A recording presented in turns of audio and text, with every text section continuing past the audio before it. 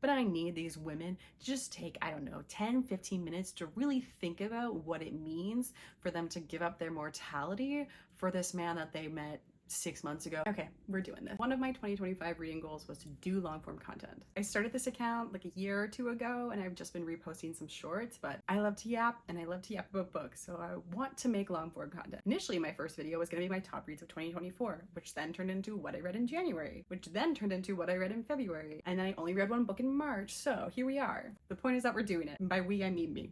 So on to the point of this video, which is an overview of all the books that I read in Q1 of 2025. So that's January, February, and March. So in Q1, I read a total of 15 books, and these books ranged anywhere from literary fiction that made me ugly cry to monsters. So just to give you an idea of the journey we're about to go on. Starting in the month of January, I read a total of 7 books. The first book I read, and this was my first read of 2025, and also my first 5-star read of 2025, We Could Be Rats by Emily Austen. This book does get the claim to fame of being the only book I think I've ever read where I started ugly crying like less than 20% of the way into it. The story follows 2 sisters that, despite growing up in the same household with the same parents and growing up very close, as they aged, they drifted apart and they ended up going on very different life trajectories. The story digs into what caused the rifts between them, but also what is bringing them back together, all while kind of detangling this web of childhood nostalgia and the reality of growing up, and that big realization we all have eventually that, you know, despite what we may think, nobody and no life is perfect. This is one of those books that I can't really capture my feelings about it without trauma dumping on the internet, which I am not gonna do. When I say I ugly cried, I mean I ugly cried multiple times throughout this book. There are times where it feels very raw, very deeply introspective, and many moments where it feels like those feelings you've always had locked away are suddenly put perfectly into words on page. I think the author did a really great job with capturing that bittersweet moment of realizing that your childhood magic is over, or that day where suddenly you start to see the cracks and the flaws in the parents and the adults in your life that you once thought were invaluable. I do think this story hits harder for those with siblings, but generally I think it's one that everyone can relate to. I think we are all at least some point yearning for that simplicity of childhood. I highly recommend this one. It is a short read, less than 300 pages, but there are some of those pages that are harder to get through than others. The story does deal with a lot of difficult topics. The first part is actually told through drafted letters from one of the sisters, so I would recommend checking some of the content warnings for this one and, you know, protecting your peace. And a thank you for Simon & Schuster for sending me the arc of this. They also sent some iconic stickers. I'll put the photos up here because I'm actually using them on one of my suitcases. Moving on, the next book that I read was Immortal by Sue Lynn Tan. This was actually my first Sue Lynn Tan book. I haven't read Daughter of the Moon Goddess or Heart of the Sun Warrior, and although this does take place in the same world, it absolutely works as a standalone. I can vouch for that because, again, I have not read the Celestial Kingdom duology. I'll start by saying I loved this book so much, and I really do believe it is one of those books that the less you know going into it, the better it is, because I went into it not knowing anything. I actually had an advanced listener copy from Libro FM and I saw it pop up and I was like, yeah, sure. I was in the mood for a little fantasy standalone. I don't think I was halfway through when I made the decision that I needed a physical trophy on my shelf. And I think I read about the last 25% actually in this physical book because I really wanted to be in it, you know? I don't want to give a lot of details. I just really recommend going into it blind. It is a standalone. It's pretty fast paced. The male main character is yearning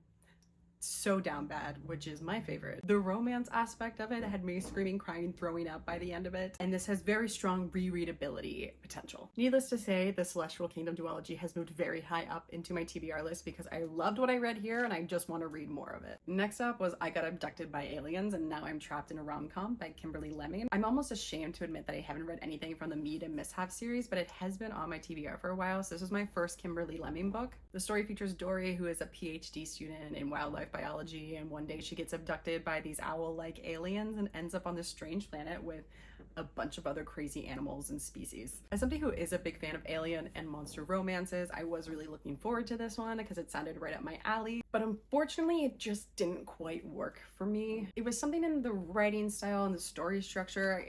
To me, like, some of the best written parts were actually the smut scenes, and then everything else kind of felt like filler and like constantly trying to one-up the absurdity of what was going on. And again, I love alien romances and I've read some wild ones. I just think this one needed to be tamed down a little bit, and not in terms of like explicitness or anything like that. I just mean tamed down in everything that was going on. I mean, we got talking sentient lions, we have purple dinosaurs, we have 2 male love interest alien things. And again, it was just one-upping the absurdity, and it just kind of felt like every page we were adding another layer of insanity onto it. There were some other aspects that I did like though. So like I said, I really enjoyed the smut scenes. I also really enjoyed the commentary and the jokes that were made about Dory and being a PhD student. As a PhD student in biology, I found a lot of the commentary very relatable, and I also really liked her perspective of seeing all these new species and looking at them from evolutionary standpoints, which me personally as an evolution nerd, I would have looked at things the exact same way. So I really appreciated that. I think if you like the Meet and Mishap series, you're probably gonna like this as well. I can't really compare them because again, I haven't read them, and I'm not totally against picking up one of them eventually, but this one just wasn't quite for me, so they have kind of fallen on my TBR a little bit. Disclaimer that I am a part of Berkeley's influencer program, so I did receive this finished book for free. After reading an alien romance book that didn't quite hit for me, I needed to go back to my home, which is Ice Planet Barbarians.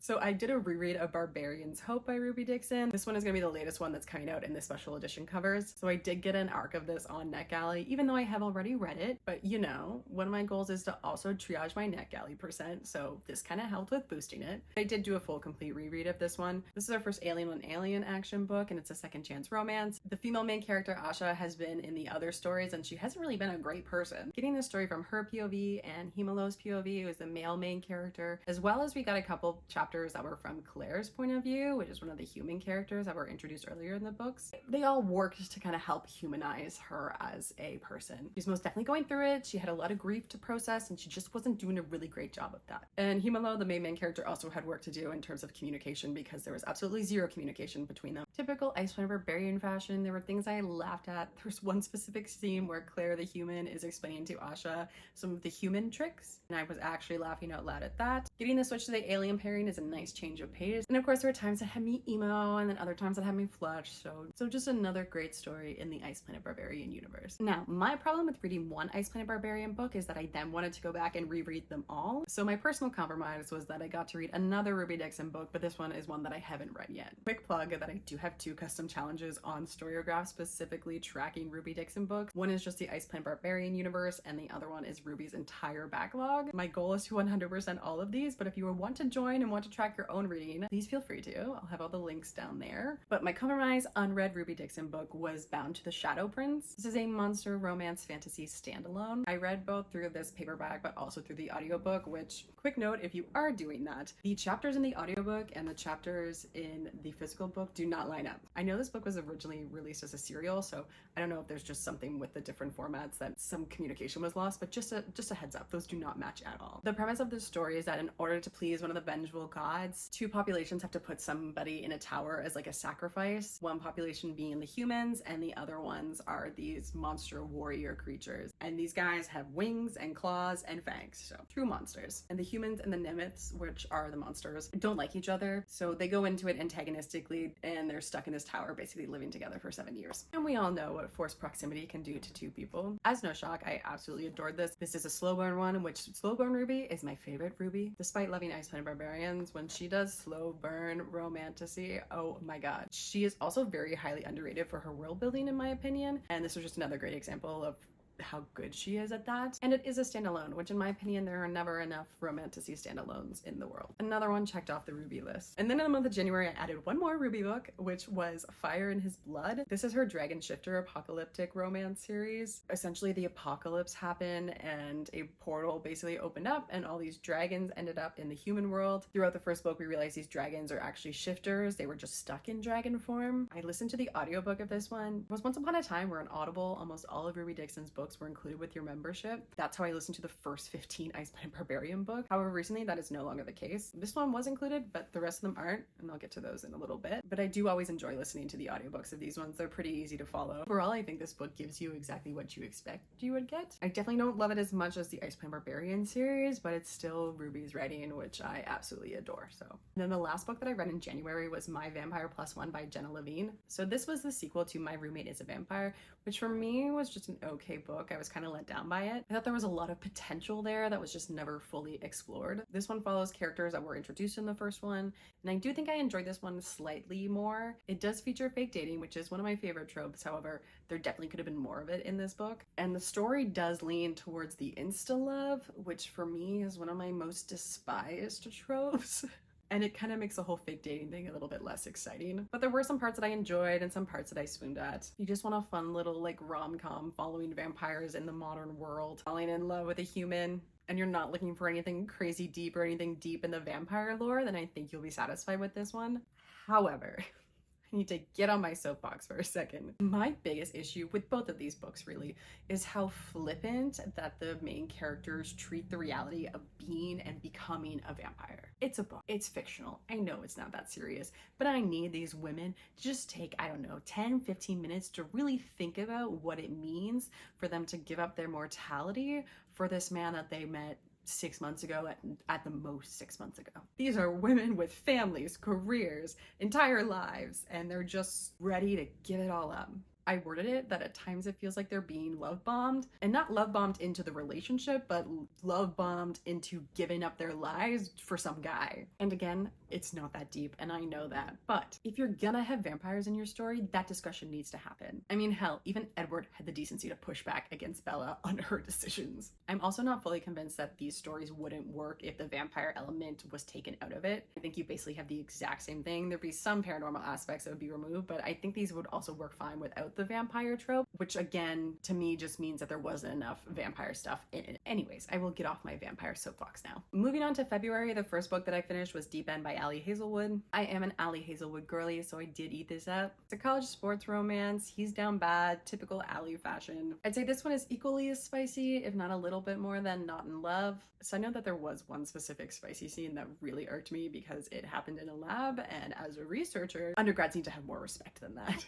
So again, overall, I did really enjoy this. However, I do need to touch on the one aspect of it that actually drove me insane, and that was the Penn, Vandy, Lucas mess. The total lack of boundaries that was ever put into place, specifically by Lucas, just had my eye twitching every time a situation between the three of them came up, which eventually the situation is that Lucas used to date Penelope, but now they're not, but they haven't told anybody that they're not, and Scarlett is now hooking up with Lucas, which Penelope says she's okay with. But again, for some reason, they were never open about the fact that they broke up. So throughout this book, everybody besides Scarlett and Lucas think that Lucas and Penelope are still together. Penelope still acts in public like they're still together, and it never was clear to me why they couldn't just be straightforward and say that they were broken up. There were some very strong boundary issues that were just not put in place by Lucas, and for a character who is described as, you know, being very blunt and to the point, it didn't make sense to me why he couldn't just be straightforward with Penelope. Throughout it as well, I was picking up on plot threads that seemed to suggest that Penelope was gonna kind of be like the villain and had been secretly rooting against Scarlett the entire time, but that just never came to fruition, and I'm kind of confused. Can someone please explain to me what the point of the tie-dye chamois was? Long story short, I think if you like Ali's other books, you'll enjoy this one. I've also heard of people that haven't liked Ali's other books who did enjoy this one. I did really enjoy this one. It's just that trio from hell really just drove me insane. Okay, I'm just gonna lump all four of these together, which are Fire in His Kiss, Fire in His Embrace, Fire in His Fury, and Fire in His Spirit by Ruby Dixon. These are all the next series in that Dragon Shifter romance series. Basically, between books this month, I was listening to these audiobooks. They essentially became my bedtime story. I'd be laying in bed listening to them while I was playing my silly games. Then when I was ready to go to sleep, I would hit the bookmark button, and then when I woke up the next morning, I would start it back from that point. I don't really have anything intelligent to say about these. They're, you know, post-apocalyptic Dragon Shifter romance. Of course, each novel is a different couple, and there are different aspects that are explored in each novel. There were two standouts for me though, which were Fire in His Embrace and Fire in His Spirit, and really for one reason only, and it was just the male main characters in those stories were actually like the best of the best. When they're in the human forms, the Dragon Shifters have these long claws and they like speak to like their strength and their power.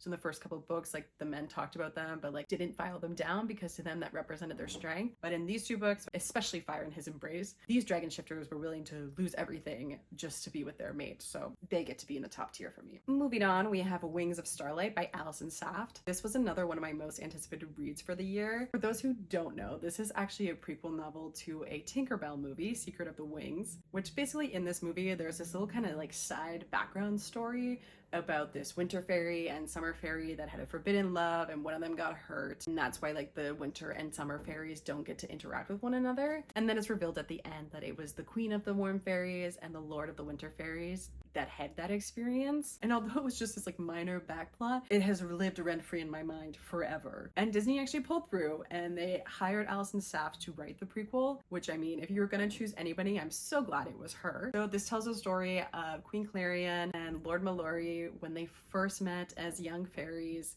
So I think this takes place like 300 years before the Tinkerbell movie. This is another one I ugly cried during. I'm gonna be very straightforward. It's a forbidden romance. There's this whole debacle, you know, love versus duty. Mallory was the king of yearning. He studied very hard at the school of Mr. Darcy. And although I knew how this was going to end, because I have seen the Tinkerbell movie, it still hurt a lot and I still cried.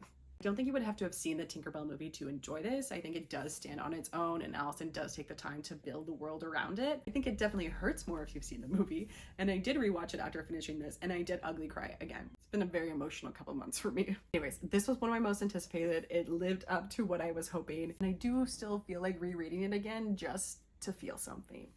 Next up was another one of my most anticipated reads for this year, which was Our Infinite Fates by Laura Steven. And unlike Wings of Starlight, this one didn't quite hold up to my anticipations. I am if not the soulmate trope girly, okay? I love soulmate trope. And like real soulmate trope, you know, like reincarnation, there's something mystical in this world that's keeping people together. It's one of my all-time favorite fic tags, and I don't think it's done enough in traditional publishing. So when this book was announced, I was so excited. Soulmates through time who keep being reincarnated. They end up having to kill each other in every lifetime. Like, this sounded like everything I could have ever wanted, and it was traditionally published, so I was really looking forward to this. I got the ear for this like back in December, I think, maybe even earlier than that, but I just kept putting it off, which I think was kind of a subconscious thing because I was afraid that I was overhyping it for myself, which I do think I did. The first part of this book, I was super into it, getting to go back through all their different lives, seeing all these different time periods, and like the author obviously did a lot of research into all of these different time periods to try and capture things as accurately as possible. Towards the middle, I felt it started to drag and it was becoming repetitive, and then in the end,